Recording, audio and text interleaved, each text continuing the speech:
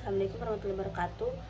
Perkenalkan kami dari kelompok 4. Perkenalkan nama saya atas nama Justin, teman saya Lauren Nasili, Andi Adrian, Muhammad Aldi, dan Hernawati. Baik, di sini kami akan memaparkan ringkasan kami tentang materi yang telah Ibu berikan. Baik, saya akan mempersilahkan teman saya untuk mempresentasikan. Perkenalkan, nama saya Lauren Nasili. Di sini kami akan menjelaskan tentang sanksi-sanksi hukum administrasi negara. Baik, kita langsung saja. Bagian A, penegakan hukum dalam hukum administrasi negara. Jadi di sini menurut P. Nikolai dan kawan-kawan, sarana penegakan hukum administrasi berisi pengawasan bahwa organ pemerintahan dapat melaksanakan ketaatan pada atau berdasarkan undang-undang yang ditetapkan secara tertulis dan pengawasan terhadap keputusan yang meletakkan kewajiban kepada individu. Penerapan kewenangan sanksi pemerintahan dalam suatu negara hukum. Pengawasan terhadap tindakan pemerintah dimaksudkan agar pemerintah menjalankan aktivitasnya sesuai dengan norma-norma hukum. Dalam hukum administrasi negara, penggunaan sanksi administrasi merupakan penerapan kewenangan terhadap pemerintah, dan kewenangan ini berasal dari aturan hukum administrasi secara tertulis dan tidak tertulis.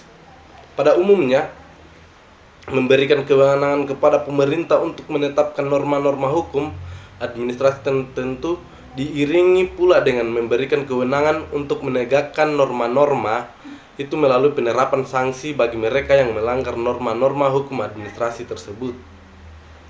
Dalam teori J.J. Osternebrink mengatakan sanksi hukum dalam administrasi yaitu alat kekuasaan yang bersifat hukum publik yang dapat digunakan oleh pemerintah sebagai reaksi atas ketidakpatuhan terhadap kewajiban yang terdapat di norma hukum. Baik, sekian, terima kasih. Perkenalkan, nama saya Justin. Saya akan memaparkan materi saya yaitu macam-macam sanksi dalam hukum administrasi negara. Macam-macam sanksi tersebut tidak selalu dapat diterapkan secara keseluruhan pada suatu bidang administrasi negara tertentu.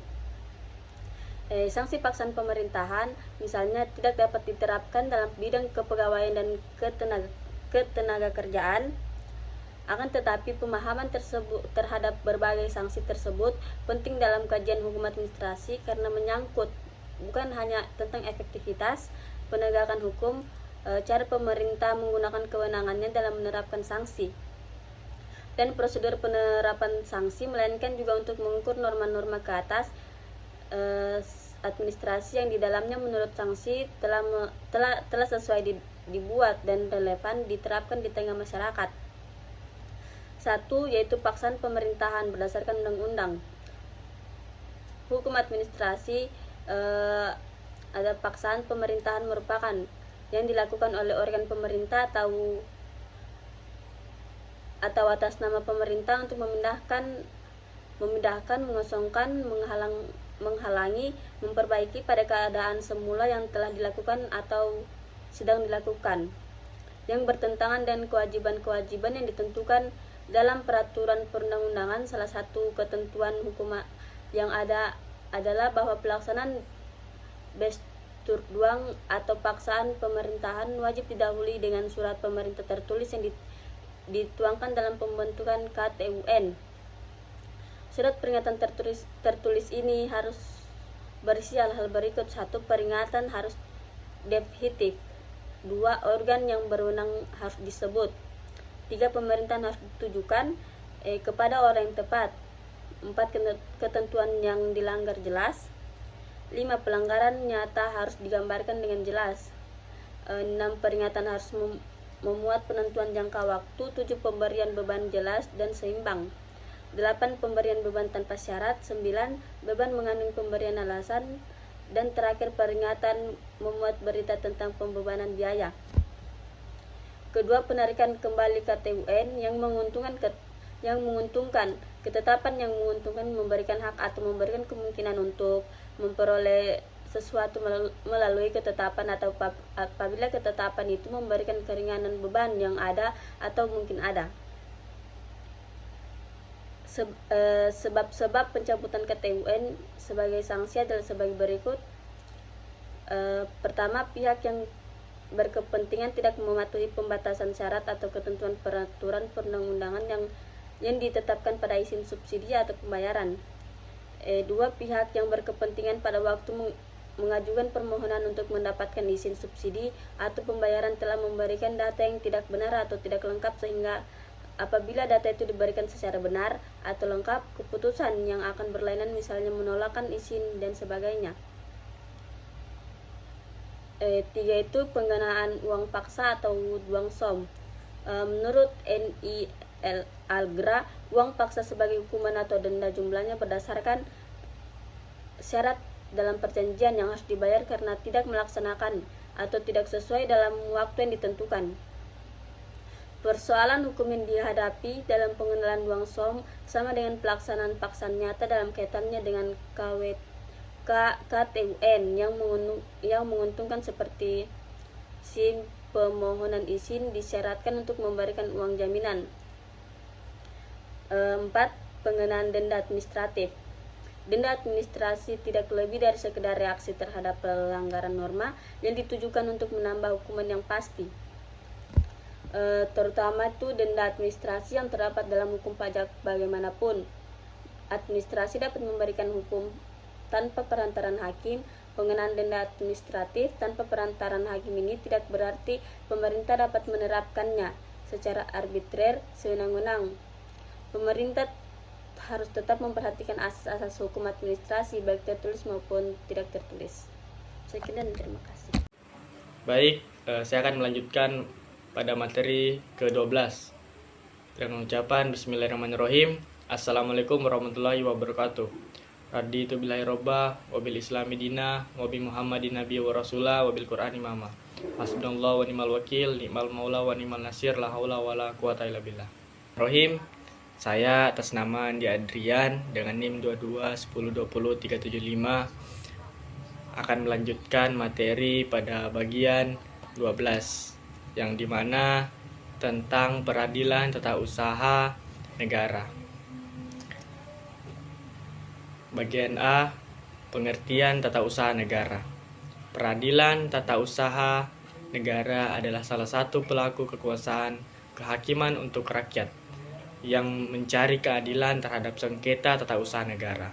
Sengketa tata usaha negara adalah sengketa yang terjadi antara badan atau kantor tata usaha negara dengan warga negara. PTUN diciptakan untuk menyelesaikan sengketa antar pemerintah dan warga negaranya. Dalam hal ini, sengketa timbul sebagai akibat dari adanya tindakan-tindakan pemerintah yang melanggar hak-hak warga negara. Dengan demikian, PTUN ditujukan pula untuk melindungi rakyat dari tindakan-tindakan pemerintah yang tidak populis. Singkatannya, PTUN tidak hanya melindungi hak-hak tunggal saja, tapi juga melindungi hak-hak warga negara sebagai suatu masyarakat. Peradilan Tata Usaha Negara PTUN dibentuk berdasarkan Undang-Undang Nomor 5 Tahun 1986 tentang Peradilan Tata Usaha Negara dan Undang-Undang Negara Nomor 9 Tahun 2004 tentang perubahan atas Undang-Undang Nomor 5 Tahun 1986, yaitu tentang peradilan tata negara usaha. Peradilan tata usaha negara melengkapi 3 peradilan lain yang Mahkamah Agung, peradilan agama, dan peradilan militer sebagai pelaksana peradilan berdasarkan Undang-Undang Nomor 4 Tahun 2004 tentang kekuasaan kehakiman. Kemudian lanjut pada bagian A lagi, pengertian tata usaha negara. Pada masa Hindia Belanda, pengadilan tata usaha negara dikenal sebagai sistem administratif berop. Kemudian setelah Indonesia merdeka, yaitu pada masa Undang-Undang 1950. Baik, saya atas nama Muhammad Aldi dengan NIM 22211040005. Baik, di sini saya akan melanjutkan materi ke-12 bagian B, keadaan tata usaha negara. Sebagai negara yang demokratis, Indonesia memiliki sistem ketatanegaraan dengan memiliki lembaga eksekutif, legislatif, dan yudikatif. Dari tiga lembaga tersebut memiliki porsi peran dan wewenang yang paling besar apabila dibandingkan dengan lembaga lainnya. Oleh karenanya, perlu ada kontrol terhadap pemerintah. Untuk adanya check and balance, pemerintah wajib terus-menerus membangun, menyempurnakan, dan menertibkan aparatur negara tersebut menjadi aparatur negara yang efektif, efisien, dan bersih, dan berwibawa dalam melaksanakan tugasnya.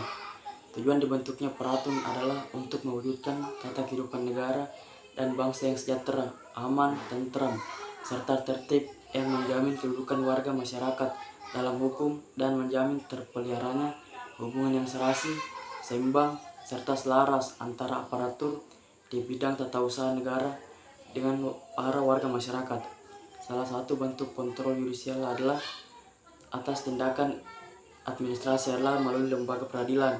Dalam konteks inilah, maka peradilan tata usaha atau singkatannya Peratun dibentuk dengan Undang-Undang Nomor 9 Tahun 2004 tentang perubahan atas Undang-Undang Nomor 5 Tahun 1986 dan Undang-Undang Nomor 51 Tahun 2009 tentang perubahan kedua atas Undang-Undang Nomor 5 Tahun 1986. Mungkin itu saja yang bisa saya sampaikan. Mohon dan kurang dimaafkan. Sekian, terima kasih. Assalamualaikum warahmatullahi wabarakatuh. Perkenalkan, nama saya Hernawati dengan NIM 221200354. Di sini saya akan mereview ulang materi terkait hukum administrasi negara, yang dimana bagian C, peraturan dan pelaksanaan peradilan tata usaha negara. Indonesia sebagai negara hukum yang salah satunya terdapat sistem peradilan yang bebas, di mana dalam sistem peradilan yang bebas, pelaksanaan suatu putusan pengadilan merupakan hal terpenting demi menegakkan supremasi hukum dan kepastian hukum. Selama belasan tahun eksistensi PT-UN, Pengadilan Tata Usaha Negara di Indonesia dirasakan masih belum memenuhi harapan masyarakat pencari keadilan. Kondisi ini merupakan suatu fakta yang memprihatinkan bahwa keberadaan PT-UN belum dapat membawa keadilan bagi masyarakat dalam lingkup administratif pemerintahan. Permasalahan eksekusi putusan PT-UN ini juga dapat timbul terkait dengan diberlakukannya otonomi daerah. Karena dengan adanya otonomi daerah, seluruh pejabat kepala daerah di tingkat kabupaten atau kota memiliki kewenangan yang luas dalam mengelola daerahnya, dan hal tersebut pasti menggunakan metode keputusan-keputusan administratif. Dengan berlakunya Undang-Undang Nomor 9 Tahun 2004 tentang perubahan atas Undang-Undang Nomor 5 Tahun 1986 tentang Peradilan Tata Usaha Negara, diatur mengenai bagian-bagian baru pada Peradilan Tata Usaha Negara yang sebelumnya tidak diatur oleh Undang-Undang Nomor 5 Tahun 1986, khususnya pada pasal 116 bagian kelima mengenai pelaksanaan putusan pengadilan, yaitu berupa pembayaran sejumlah uang paksa dan atau sanksi administratifnya. Selanjutnya, susunan PT-UN. Yang pertama, Peradilan Tata Usaha Negara merupakan peradilan tingkat pertama. Yang kedua, Peradilan Tata Usaha Negara merupakan peradilan tingkat banding. Dan yang ketiga, Mahkamah Agung merupakan peradilan tata usaha negara tertinggi yang berfungsi sebagai peradilan kasasi. Selanjutnya, kekuasaan dan wewenang PT-UN. PT-UN bertugas dan berwewenang memeriksa, memutus, dan menyelesaikan sengketa. Selanjutnya, Subskerda Tata Usaha Negara adalah yang pertama, sengketa yang timbul dalam bidang tata usaha negara. Kedua, sengketa antara orang atau badan hukum perdata dengan badan atau pejabat tata usaha negara, baik di pusat maupun di daerah. Yang ketiga, sengketa akibat dikeluarkannya keputusan tata usaha negara, termasuk sengketa kepegawaian, berdasarkan peraturan perundang-undangan.